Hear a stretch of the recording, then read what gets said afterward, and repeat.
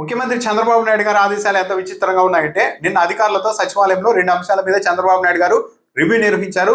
ఒకటి మావిగన్ మీద అంటే అమరావతి మీద, 2 కరువు పరిస్థితుల మీద. కరువు పరిస్థితుల మీద అధికారులతో రివ్యూ నిర్వహించిన చంద్రబాబు నాయుడు గారు ఒక విచిత్రమైన ఆదేశాలు జిల్లా కలెక్టర్లకు ఇచ్చారు. కరువు అన్నది చాలా తీవ్రంగా ఉండబోతోంది. ఎల్నినో ప్రభావం ఈ ఏడాది పొడవునా ఉండబోతోంది. కొన్ని ప్రాంతాలు చాలా హై రిస్క్ లకు కూడా వెళ్ళిపోబోతున్నాయి. కాబట్టి అధికారులంతా అప్రమత్తంగా ఉండాలి అని చెబుతూనే ప్రతి పంటకు ఈ రాష్ట్రంలో సాగవుతున్న ప్రతి పంటకు బీమా తప్పనిసరిగా చేయించాల్సిందే.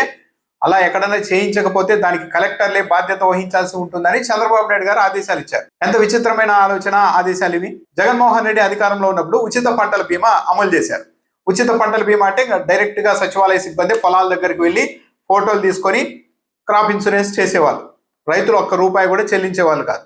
దాంతో మొత్తం రాష్ట్రంలోని అన్ని పంటలు అన్ని ఎకరాల్లో కూడా క్రాప్ ఇన్సూరెన్స్ పరిధిలోనికి వచ్చేది. కానీ చంద్రబాబు నాయుడు గారి ప్రభుత్వం వచ్చిన తర్వాత ఉచిత పంటల బీమా పథకాన్ని అసెంబ్లీ వేదికగా చెప్పి మరీ తొలగించేసింది. ఇప్పుడు చంద్రబాబు నాయుడు గారు కలెక్టర్లకు ఏం చెప్తున్నారు?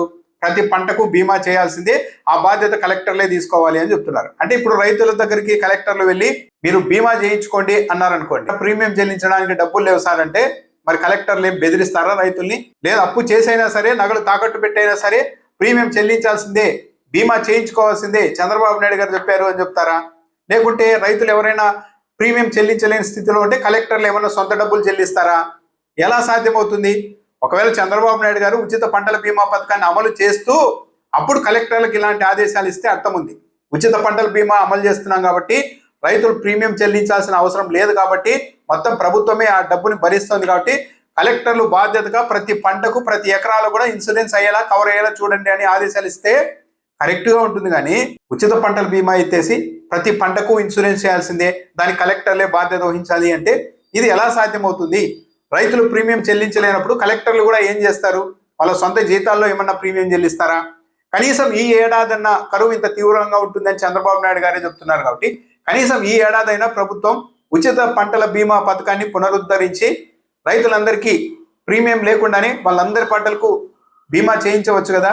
ఆ పని మాత్రం చంద్రబాబు నాయుడు గారు చేయడం లేదు. కలెక్టర్లకు మాత్రం ఆదేశాలు ఇస్తూ ఉన్నారు. అంటే మీ చావు మీరు చావండి, రైతుల్ని బెదిరిస్తారో అదిరిస్తారో మీ ఇష్టం, కానీ ప్రతి పంటకు బీమా కావాల్సిందే చంద్రబాబు నాయుడు గారు చెప్తున్నారు. ఇలా ఎందుకు చెప్తున్నారు అంటే రేపు ప్రొద్దున ఇక కరువు తీవ్ర రూపం దాల్చి రైతులంతా నష్టపోతే నేను ఆ రోజే చెప్పాను ప్రతి పంటకు తప్పనిసరిగా బీమా ఉండాలని నేను ఆ రోజే పదే చెప్పాను. మీరు బీమా చేయించుకోలేదు కాబట్టి మీరే నష్టపోయారు, దానికి ప్రభుత్వం ఏం చేస్తుంది అని కూడా చంద్రబాబు నాయుడు గారు వాదించడానికి ముందే ఇలా ఈ లైన్ మాట్లాడేసి గ్రౌండ్ ప్రిపేర్ చేసుకుంటూ ఉన్నారా?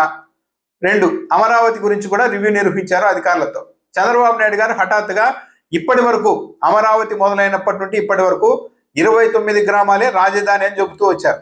ఏ రోజు కూడా విజయవాడ, గుంటూరు నగరాలని కూడా రాజధానితో సమానంగా చూస్తాం అని ఎప్పుడు చంద్రబాబు నాయుడు గారు చెప్పింది లేదు. కానీ ఎప్పుడైతే జగన్మోహన్ రెడ్డి మావిగన్ అనే కాన్సెప్ట్ తెచ్చి విజయవాడ, గుంటూరు, మచిలీపట్నం ఈ ప్రాంతాలని అభివృద్ధి చేస్తాం అని చెప్పిన తర్వాత చంద్రబాబు నాయుడు గారికి ఈ 29 గ్రామాలని మనం పట్టుకొని ఉంటే పుట్టి మునిగిపోతాం, విజయవాడ, గుంటూరులో కూడా మనకు ఆదరణ ఉండదు అని గ్రహించారేమో, మావిగన్ అనే కాన్సెప్ట్ పబ్లిక్ లోనికి బాగా ఉధృతంగా వెళ్ళింది అని గమనించారేమో. కానీ నిన్న అధికారుల రివ్యూలో మాత్రం రాజధాని అంటే 29 గ్రామాలే కాదు, విజయవాడ, గుంటూరు ప్రాంతాలని కూడా మనం రాజధానిగానే చూడాల్సి ఉంటుంది.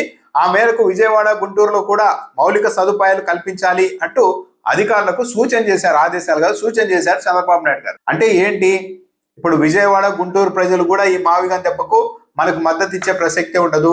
29 గ్రామాలకు మనం పరిమితం అయిపోతున్నాం, మన పార్టీ ప్రభుత్వం పరిమితం అయిపోతుంది అనేది పబ్లిక్ అర్థమైపోయిందని చంద్రబాబు నాయుడు గారికి ఆందోళన కలిగినట్టుగా ఉంది. ఇప్పుడు గుంటూరు, విజయవాడ కూడా రాజధాని అని మాట్లాడుతున్నారు. అయితే మచిలీపట్నం గురించి ప్రస్తావించడం లేదు. ఒకవేళ చంద్రబాబు నాయుడు గారు చెప్పినట్టుగానే విజయవాడ, గుంటూరు ప్రాంతాన్ని కూడా అమరావతితో సమానంగా అంటే 29 గ్రామాల్లో కల్పిస్తున్న మౌలిక సదుపాయాలు ఈ పట్టణాల్లో కూడా కల్పిస్తే ఇక 29 గ్రామాలకు వెళ్లాల్సిన అవసరం కూడా ఎవరికి ఉండదు కదా. జగన్మోహన్ రెడ్డి చెప్తున్నది ఇదే.